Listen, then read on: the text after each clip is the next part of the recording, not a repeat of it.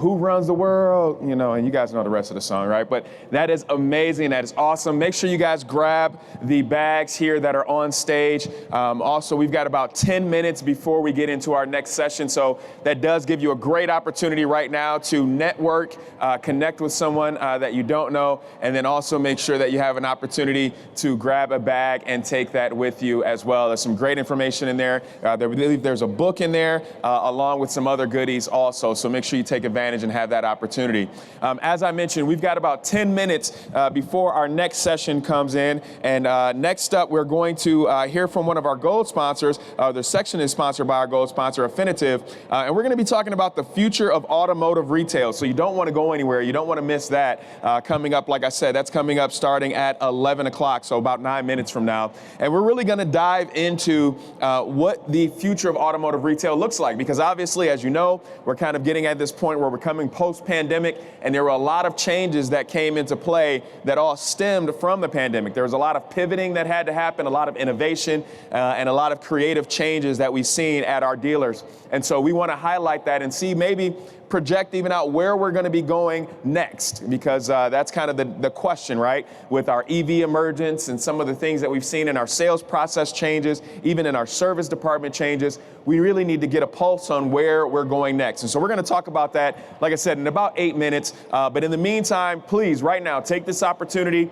grab one of the bags. Like I said, network, use this opportunity to connect with some folks and definitely be able to take some new contacts home. And like I said, start planning for 2023. We're excited to see what's going to happen next year. And so right now, take this few minutes. We're going to play a video and give you guys a chance to network and enjoy your time in just the next few minutes before we get started at 11. Thank you.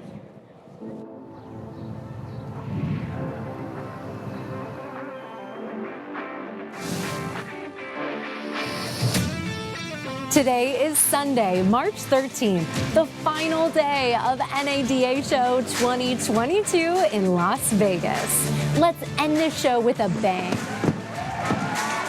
At 8:30, the expo doors open. Today is your last chance to check out more than 500 top industry exhibitors. It's open for business until 2:30. Dealer franchise meetings continue today at 10:30.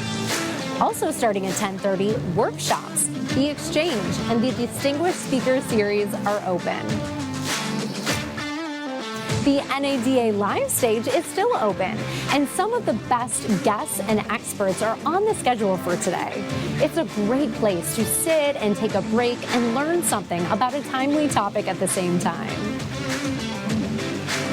Don't forget to stop by the EV Solution Center, located on the expo floor, for a chance to get unbiased answers to all of your EV-related questions for dealers. At today's general session, beginning at 2:30, we'll meet newly retired Army Staff Sergeant Travis Mills and hear the story of his journey to overcome adversity as a recalibrated veteran.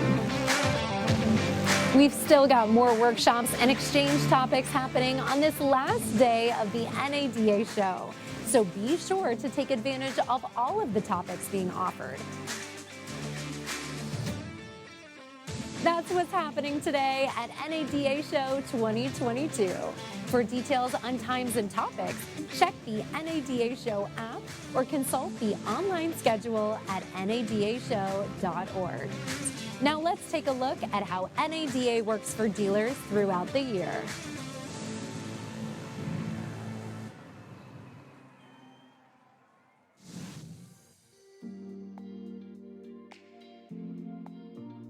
EV Forward is the largest study in existence related to understanding the next electric vehicle buyer.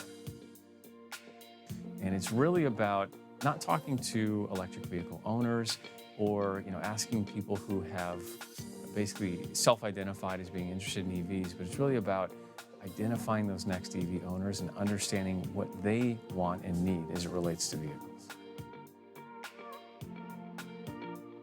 So far, Teslas outsell all other electric vehicles combined. So it's rightful that we're talking about Tesla. The early Tesla buyers, they got a lot of attention. They tended to be, wealthy and want a lot of attention for their vehicle and be different.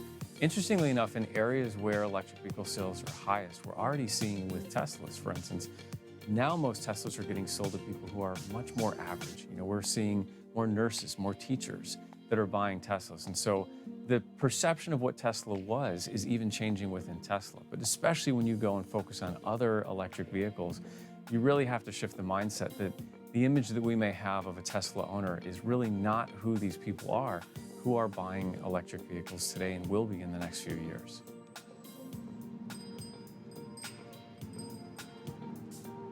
So related to that is why it is so important for consumers to actually get into the vehicles.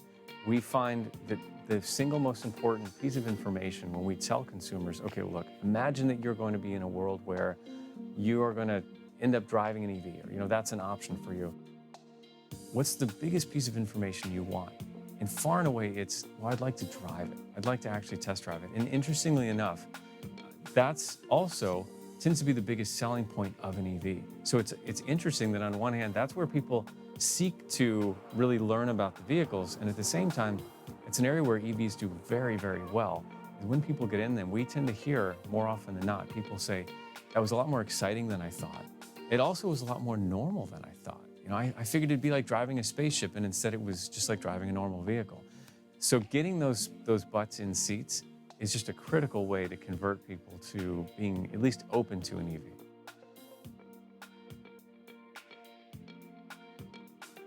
But it was really interesting to hear that on the whole, it was one of excitement. That this is new product coming. People are getting excited about these electric vehicles. And so the response from dealers generally was, anything that brings excitement to my customers is something I'm behind. And so there's certainly questions that are outstanding about what does it mean long-term for certain aspects of the dealership. But the fact that you're getting attention, especially now as we have EVs that move more from looking like a science project to something that's exciting and could really fit in my life, everybody's catching that bug, and it really is an excitement that's palpable among the dealer body.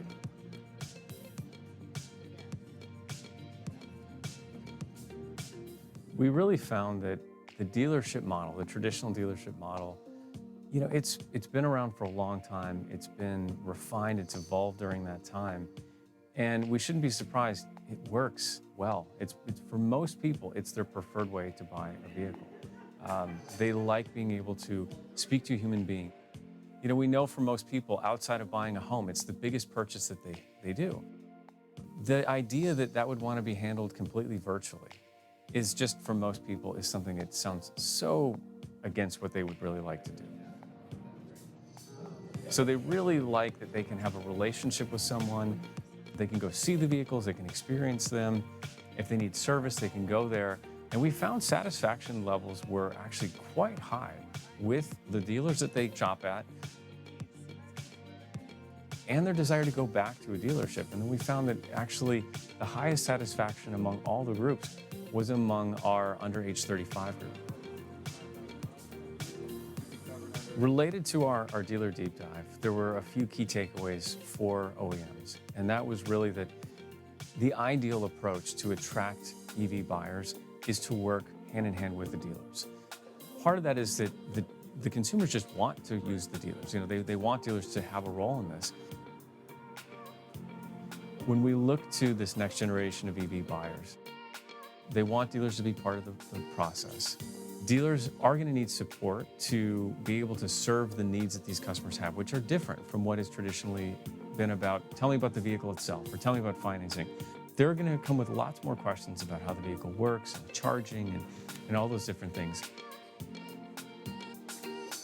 The dealers that we spoke to were trying to gather that information, but there was no easy source for it. So if they can get support, really it's about if the car manufacturers and the dealers can work together, that's what the customers want, and that's going to basically result in the best outcome in this area.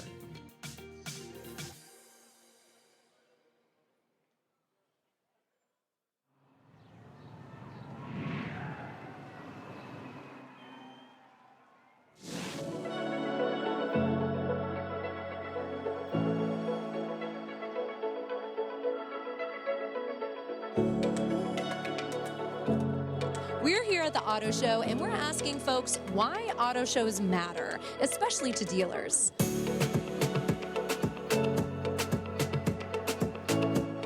Auto shows are relevant because you get to feel, taste, touch the product up front. I'm a touch and feel kind of person. I don't buy stuff off the internet. I need to see it and feel it. We have to see and feel the vehicles. We want to test drive them. We just got to be here and see what's new.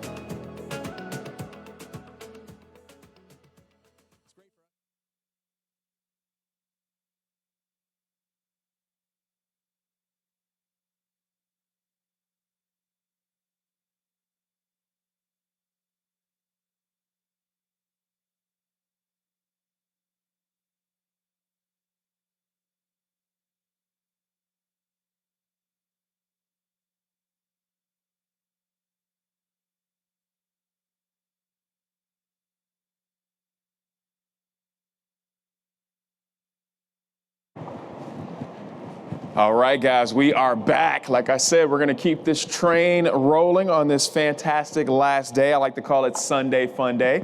And so we're going to continue. As I mentioned before we left, we're going to talk about the future of automotive retail. And one of the great things about that is especially what we've seen in the last 24 months. We can predict the future, but we have to be flexible enough to be willing to change with the future and adapt based on what things happen. So I want to talk a little bit about that, and in helping me do that and have that conversation, right now I would like to invite Steve up to the stage. So what I'd like for you guys to do, as soon as my iPad will get open here, Steve, how are you? It's good to see you again. Yes, I've got a mic here for you. Beautiful. Thank you, sir. Perfect. Come on down. And before we get started, go ahead, please introduce yourself. Let everybody kind of know your role, and then we'll talk about the future of automotive. And you have a few slides that we're going to go through, I have right? some slides. We can go to the slides Perfect. or not. Yeah, It's up to you. Yeah, we can go through them that way. Here, I'm going to give you the clicker, and then we can have some conversations around them if we need to. But first, like I said, please introduce yourself. Beautiful. Yeah. Well, thanks for having me first. Of course. You've had a long week out here. It's been fun. It has been a long week. You ate sleep? I did a little bit. Actually, last night, as a matter of fact, I was out. My wife, she's actually here in the audience. We were supposed to go get dessert, and it didn't happen. She woke me up about 3 times. And you know how you vaguely, you're in and out. You're like, you're ready? I'm asking her, you're ready? I'm like, okay. And I was the one that was not ready. You got to be proud of him. He's done a good job up here. I don't know how he has so much energy, but good luck keeping up with him. That's it. So Steve Greenfield, CEO of Automotive Ventures. We actually are an early stage VC fund. We have actually dealerships as our investors, and we make investments into early stage technologies that benefit dealers. Okay, awesome, fantastic. So tell us a little bit more about future of automotive, right? Yeah. I mean, that's you look back at the last 24 months and what we probably planned for 3 years ago kind of went out the window, and we're like, what do we do now? We had a huge acceleration, Yes. So let me refer to this, but you can stop me or slow me down and whatever. But I think that this is not an exaggeration, right? We're seeing more acceleration, more technology change, more change in the next 5 or 10 years than we've seen in the last 100 in this industry, right? So I've got a few slides here today, but it's not an exaggeration that the dealers and the OEMs are facing more change in the next few years than they have since the inception of the vehicle. Absolutely. And I mean, even some of the dealers right now in the last 24 months, we're talking about record, number of profit. And now it's like, well, what do I do with this unexpected growth? Because I think a lot of people, when we talk about, my dealership, depending on what state it is, I'm closed, but now my service department is all I've got. And how do I prop up my service department so that way when I can sell cars, or how do I sell cars? So you're right. I mean, I think that acceleration just happened out of nowhere, and really knowing how to manage that is key and crucial. That's right. I mean, I'm always amazed with dealers and the resiliency and the evolution of the model. There's a slide I have in here near the end, but you think about a dealer and they're effectively running 7 different P&Ls. If you look at new car, used car, F&I, parts, accessories, collision in some cases, and service, you've got 7 different P&Ls. And if we were on the clock 15 years ago, F&I was not nearly as much of a profit per unit as it is today. Yeah. And dealers have been able to react to either shortages in new cars, in used cars, other pressures, regulation pressures that have come in, and have been able to look at their business holistically and say, let me reallocate resources and my focus to make sure I continue to drive more revenue and more profitability. So you've got dealers who are probably the most consummate entrepreneurs that we have in America, and a business model that they've very effectively diversified into many different P&Ls under the same rooftop. Absolutely, and I think you're right, because even with the industry, right, it's changed so much from, and from a dealer standpoint, a lot of times, sometimes dealers are generational, so you might see where, it's a family-owned business and it's kind of, gone through the lineage there, but even with that, you think back to how it used to be, right, and even from the consumer standpoint, their input and education of the process. No longer are the days of, let's say, the smoke and mirror where I can just say, hey, this is what it is, because now we have a more informed consumer that has their pulse on what's going on, and so they're coming in with a certain level of expectation when they come into your dealership saying, hey, I've got this invoice here, or I've seen this, and these are the numbers that I came up with, and now we have to be able to know how to service that, right? Yeah. Well, you look back 20 years into the inception of the internet, a lot of things changed for the dealer. Absolutely. At that point, there were huge, what I would call like information asymmetries, meaning the dealer had a lot more information than the consumer. Invoice price wasn't listed online. The consumer would come in, the salesperson would know a lot more about the configuration of the vehicle before the consumer came in. Brochures were a big thing, right? You need to educate the consumer at the point of sale, and all of that has changed with the internet. In the early days, we had Edmunds release invoice prices. Now consumers knew the price the dealers paid for the car. Right. Gave them a huge information advantage. And since then, now we've got, with all these digital retailing solutions and other online players, now the consumer comes in quite often armed with more information than the salesperson has. Yes. And it's really changed the dynamic entirely. And the truth is, pre-COVID, really the erosion in the front end gross margin has largely been because of all the information the consumer can get online. Absolutely, and you're right. And I think we've seen, like with with COVID and everything that's happened, now we have had the opportunity to be profitable, but it's also related to because the consumer understands the scarcity of inventory, of the delay in parts and shipment. We've seen chip delays and all of these other sort of delays that because the consumer is informed, they're like, oh man, I understand the sense of urgency, so I am willing to pay. Okay, that's what you need. Okay, that's fine, because I need to have a vehicle, and so I understand that, and I'm not, maybe that haggling or that price, negotiation is not taking place as much. You mentioned a great point about digital. So digital has become a huge part of our business right now. Consumers more informed. There's more, digital technology that's out there. How do you see that as we look forward to the future? How do you see that impacting where we're going? Yeah, so even today, a very small percentage of cars are actually ordered online and delivered to a consumer's driveway. We know that trend's going to continue, right? Yeah. Jeff Bezos at Amazon has conditioned all of us for the convenience of clicking on a button and having something delivered, especially if you can give the consumer confidence that I've got a 7-day return policy, so I'm not really taking the risk. It's like an escalation of commitment. I'll have the car delivered to me, but if I've got 7 days to make a decision and you'll take the car back, which is really what Carvana led with. Many others have now followed, but really that convenience factor takes off some of the rough edges around consumer adoption of online delivery. But I think that the trend's only going to continue. Mm-hmm. The consumer will have more opportunity to pre-negotiate more elements of the car deal. And you're seeing now with some of the OEMs, Ford this week is talking about basically fracturing the business in two, focusing on the legacy ICE business, focusing on the EV business. They've committed to put another $50 billion into the EV business, and also, create this dynamic around dealers. Some dealers won't be selling both brands, right? Yes. But both types of vehicles. But I think that the OEMs are taking the opportunity. We're seeing, for example, with GM with the Hummer, of now establishing a direct relationship with the consumer. The consumer's going to go to Hummer.com, configure the car they want. There will be a dealer that gets inserted, and that dealer may be inserted by the OEM. The consumer may get to choose which dealer. Yes. But if the consumer doesn't choose a dealer, the OEM will be deciding which dealer is the point of delivery, which is a different dynamic than it was 10, 15 years ago. Absolutely, because 10 or 15 years ago, you've seen the semi come down the road, the cars got delivered to the lot, and then here we are going to the lot going, oh, I think I like that one. Right. And so now that environment has changed, and so if I'm a dealer, because that's a lot, right? I have to make decisions of, in the example of Ford, am I going to do both? Am I going to, focus on EV and ICE vehicles, or where am I going to hang my hat? And then also you have to make that decision of, if I decide to do both, what does that mean to my sales? What does that mean to my service? Right. Obviously collision, all those aspects, like you mentioned, with the different P&L statements and things that I'm balancing, it's like, how does all of that now come into play? And so what it sounds like is the future of where we're going. We have to be versatile. We have to be willing to be able to pivot and say, hey, I can't do it the way I did it 10 or 15 years ago.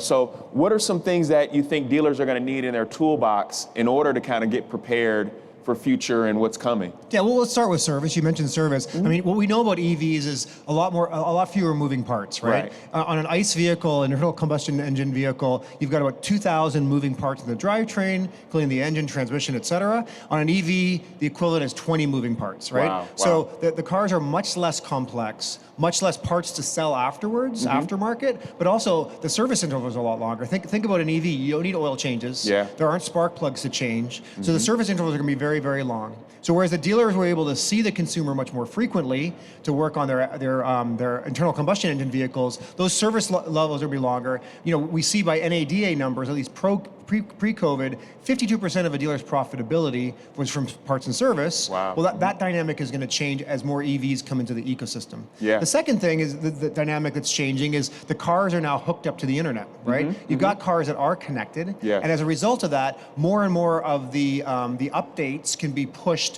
wirelessly, and consumers are no longer having to come into their dealer for every recall Yes. or every service, right? Right. And we're seeing evidence of this. You know, if you roll back the clock 5 years ago, when Tesla launched the Model 3 in 2017, if you remember, Consumer Reports panned the vehicle because the braking was worse than an F-150. Yeah. And then literally 5 days later, over a weekend, they pushed an over-the-air update, and suddenly the car was competitively braking. And I think it opened everybody's eyes as to the opportunity around wireless transfer of data and software updates. Yeah. If we go back to October, you know, Mary Barra stood up on stage at their investor conference and said, look, you know, we're now going to think about the car as a piece of hardware.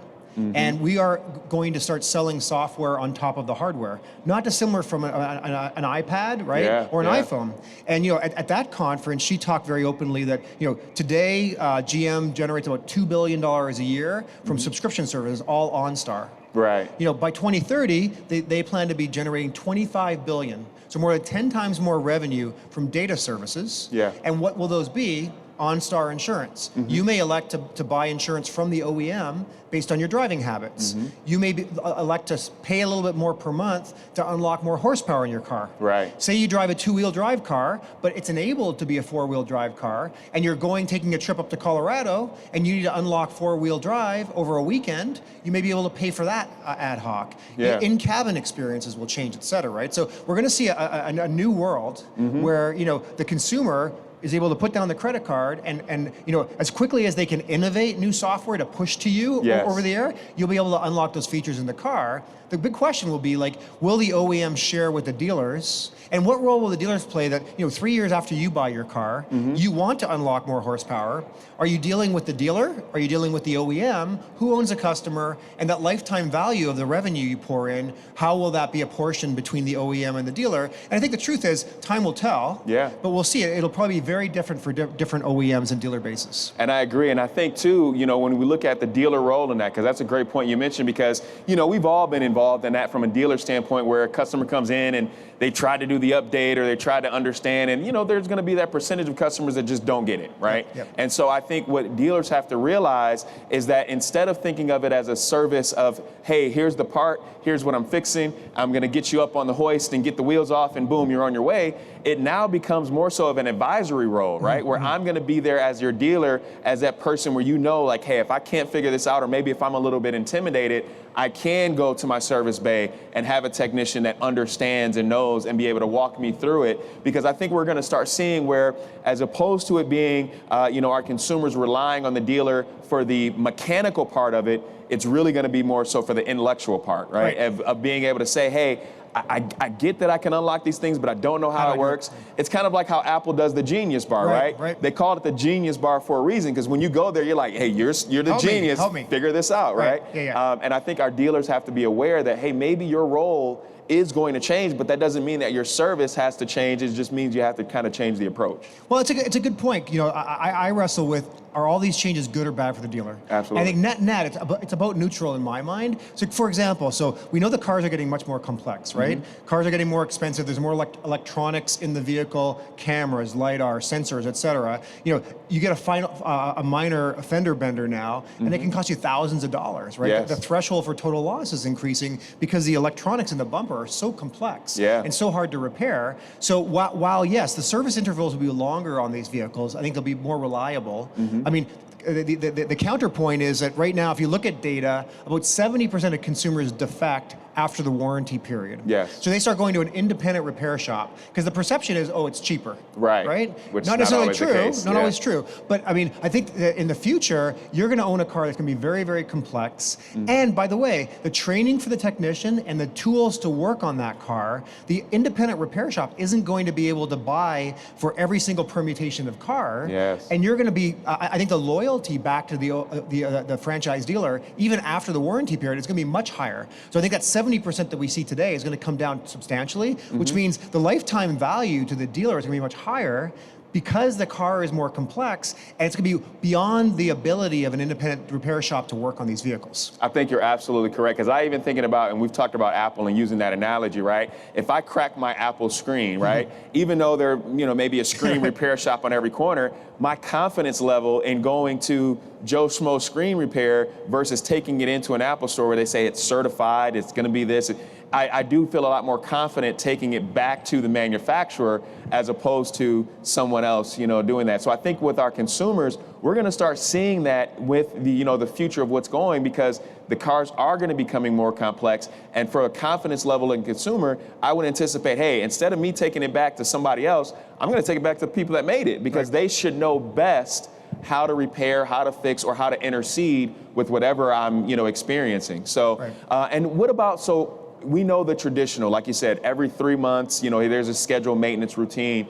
So now with the future of where we're going, how do you think dealers are going to now have to get creative in ways that they can keep that consumer engagement? Because you're right. Right now we're used to saying, okay, well, even if I don't see you for sales, I know you're going to come in, you're going to need an oil change, and you're still under warranty. Yep. Do you think we're going to see in our F&I department, for example, more extended warranty products that will keep that, because even from the OEM, as an example, we talked about Ford. I know on their electric battery standpoint, it's an 8-year, 100,000-mile warranty. It's a long period of time, Yeah. So now what do you think as far as the dealers? Are they going to have to get more creative with the products they offer to keep that consumer kind of, tied in? Yeah. So let me ask you this. So how often do you download a new app on your phone? Oh, that's a great question. So that's funny you mentioned. I just downloaded a new app the other day, but really, probably once every 2 or 3 months. And how maybe. often do you update the apps? Only when it tells me. Okay, all right. Yeah. So I think that's the answer, right? It's like as fast as we can innovate new software updates, Yes. new apps, partner with others that are going to pay effectively for permission to get into your cabin, Yeah. or enhance. You think of the aftermarket, right? I was out here at SEMA a few months ago. I mean, there's going to be a whole new genre of technology advances around like unlocking horsepower, braking, handling, all through software updates. Yes. So if the OEMs are, like Mary Barra said back in October, able to open themselves up and say, look, I got the piece of hardware, like Salesforce does, allow others to innovate on top of it and provide apps, then the dealer should be able to reach out to you every time there's a new app. Yeah. To say, would you like to buy the app, right? Right. Or update the app and you get these new features. Yeah. So I think the lifetime value in the relationship is going to go less away from like, come on in, we need to replace your tires or your brakes or whatever it might be, to we've got new features you can unlock on your vehicle. Right. So I think that, yeah, there'll be innovation in F&I for sure, but I'm actually hopeful that the dealers, those dealers that embrace this and sort of say, look, we can communicate more frequently with our customer, figure out ways to continue to provide value, because you might say, oh, this is pretty amazing. You're telling me about new apps I can download, Right. maybe at a cost to me, maybe not, that enhance the experience when I'm driving, maybe different colors on your dash, I don't know. They'll come up with all kinds of ways that you can change or evolve the in-cabin experience or the performance features of your vehicle based on other third parties that want to access that piece of hardware. Not dissimilar the way that Apple opens up the App Store, Right. but they pay, you pay 30% of revenue, the app providers. If you want to generate revenue off of it, that revenue will go back to the OEM and could potentially be shared with the dealer. That's brand new revenue streams for dealers, I think. Absolutely. And then not only the brand new revenue streams, I think it creates brand new communication streams, right? Because when you talk about the opportunity for, hey, this is a new app, and I remember as an example, if I'm a salesperson, right? And let's say I do have someone come in and they say, you know what, I really love driving, I really love the horsepower, and that horsepower app does come out. Am I, making that call as their salesperson, or maybe I have a relationship with, someone in my service department where we're now communicating about our mutual customer, because now no longer is it just I sell the car and you guys can do the service. It now has to be that synergy between both, right? Where if I'm, tied in with my service advisor, we're now having conversations about how we can overall serve that customer or that client, which in turn helps the dealer body, because now you have two brains thinking with the end user in mind, which ultimately is our customer base. Right. Totally agree. And so I think that's a great point, because now when we talk about the future, I think the future always includes more communication within the dealer body, right? Yep. And so what do you think as far as now we have this, longer service intervals and we're looking future out. What about the dealer that's not there yet? What do you think that they should start be preparing for? Because let's face it, we do have our dealers, like you said, that are like, I get it, I'm in. And then you have our dealers that are like, I'm not doing that. Right.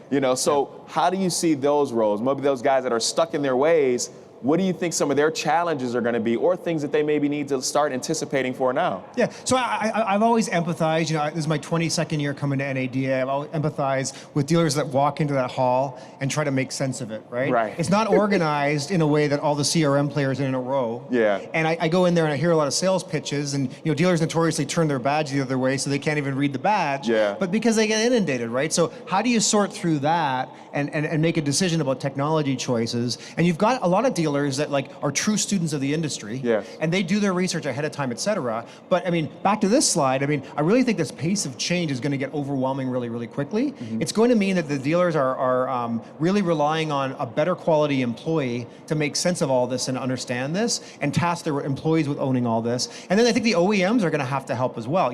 I would put dealers into two camps, right? One will be that they'll largely be reactive to what the OEM is providing them, right? So talking about all this software updates and how to communicate with the consumer, et cetera. Mm-hmm. I think we'll see more affirmative OEMs, like we've seen in Ford this last week, with saying, hey, dealers, being very prescriptive with how they should communicate with the consumer, how they'll be able to communicate with the consumer, et cetera. And then we'll see the cutting edge dealers who really dig in and say, no, I'm gonna be much more proactive. I'm gonna understand this landscape of technology. Yeah. And I'm gonna be proactive around the technology choices that I use. But it's gonna get much harder. It's been relatively easy. It's been challenging, relatively easy the last 20 years. I really think that we're going to see a proliferation of a brand new wave of technologies that come out, and it's going to be hard for the average dealer, given they're operating their operations, to stay abreast of all these technology changes. Absolutely, and I think they're going to have to get more involved, because thinking about where our industry was, let's say 10 years, 15 years ago, there was this prevalence on the car was the star, so to speak, right?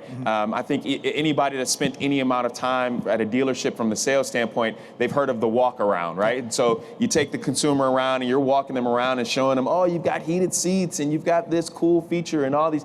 Well, now it's not necessarily so much about the car being the star as it really is about how the car can perform. The consumer is almost the star now, and really it's about how can this car integrate into my lifestyle in a way that makes it easier. Right. If I'm thinking about EVs, normally I'm thinking about that because I want to save in fuel consumption, right? If I am thinking about, and still with an ICE vehicle, we're still seeing a lot about gas mileage, and you see the emergence of more and more hybrids as an example, and things that are kind of that dual technology platform.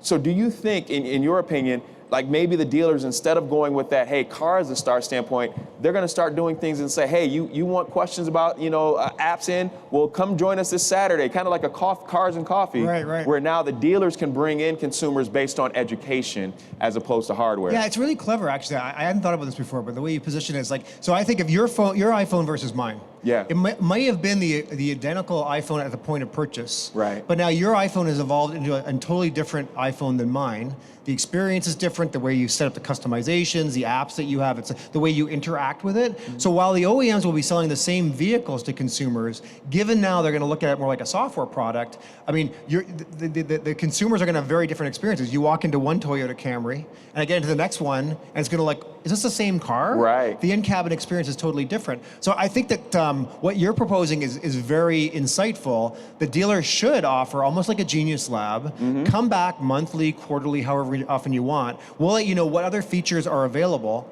but also build that community. Yeah. Camry owners should be able to share with each other, how did you configure it? Not dissimilar from like a Cars and Coffee, when you go out there and walk around and see people who own the same vehicle as you, Right. how have you configured it? And look, what are your cheats, right? Exactly, yeah. And building that community either online or in the store could be a way for dealers to not only differentiate versus other dealers, but also engender sort of lifetime value with the customer. Yeah, absolutely. Because when you think about and we talk about like what does the future look like, right? I think one of the things that we've experienced, even in talking about how NADA fits in, right? We've got a lot of opportunities with the 20 groups and all the different sessions. Really, what it's about is education and community. It's about being able to not be on this island isolated by myself, but being able to talk to other people about what I'm experiencing and then realizing, oh, hey, you had that trouble too, you know, and being able to share that. And I think if dealers start looking at that and projecting that in the future, and so maybe, like you said, I'm a Honda or Toyota dealer, and I've sold X amount of cars in 1 month.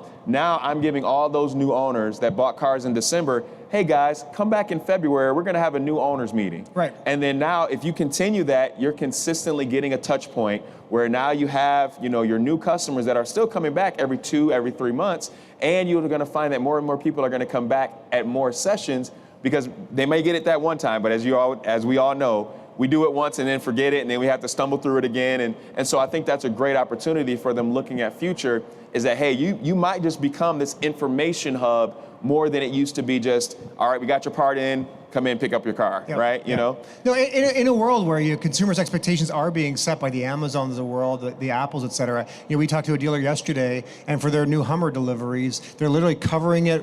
And when the consumer comes in, they pull off the cover. Consumers, it's hokey. Yeah. Consumers love it, Yeah. right? It's just reimagining the new car delivery. And I think that those attentions to detail are going to be more expected by consumers, but also, to your point, build that sense of community, engender that loyalty, bring them back, right? Because when you bring them back, there will be opportunities to upsell them other features, and it may spawn brand new revenue streams for dealers. Absolutely, and I think that's funny you mentioned that about the pulling the veil off. I think we're seeing that as consumers want the emotional experience, right? We know that you can fix the car, right? We know that you can get the part. We know that you can service it and do all that, but it's really going to be a focus on how I feel when I walk into your dealership, regardless of if you have inventory, if you don't have inventory, if it takes 3 weeks to get the part or not, like all of the concerns that we worry about from a dealer standpoint and level. You know, we talked about payment calculators, right? We've heard about that in some different sessions. And we've seen where, well, I'm apprehensive to do that because I don't want to give out too much information. But really, that information helped grow sales from the last 2 years of what we've seen. And so I think the dealers, when we're talking about what the future looks like, it's really customer experience focused, right? Right. Yeah, I mean, you have to in this day and age. I mean, consumers' just expectations are being set. I mean, we talked with some dealers this morning, and you know, the consumer experience on dealer websites, for the most part, is very confusing. Yeah. There's a ton of calls to action. A lot of these vendors here sell a new button you can put on your site to drive more conversion or whatever it might be. You really have to think about like what is best for the consumer. What are we trying to accomplish at the end of the day, right? We're trying to get a consumer to buy a car from us, have a delightful experience, build long-term value. It doesn't necessarily mean that you need to like force them into dead ends where they're clicking on buttons. Right. It really is being more deliberate about what you're trying to accomplish, and then finding vendors that can help you accomplish that. But it's confusing. I mean, I empathize with dealers that walk into this hall and try to make sense of all this. Yeah, try to understand. Which technologies work well together? Yeah. You know, which ones don't? What will be incrementally value for my consumer in a world where expectations are being heightened every day across other verticals outside of automotive? I agree, and you're right, because I think for dealers, our dealers, what we're trying to talk about when it talks about the future is really understanding, start with what you expect first, right? And I think if you're a dealer and you're looking at, hey, this is the experience that I want to create, think about your own experiences, right? I shared this story when me and my wife, we were actually getting our oldest daughter a car, and I told her already, I said, for lack of better words, she was freaking out, right? Because she would see a car, she'd like it, she'd call, gone, not happening.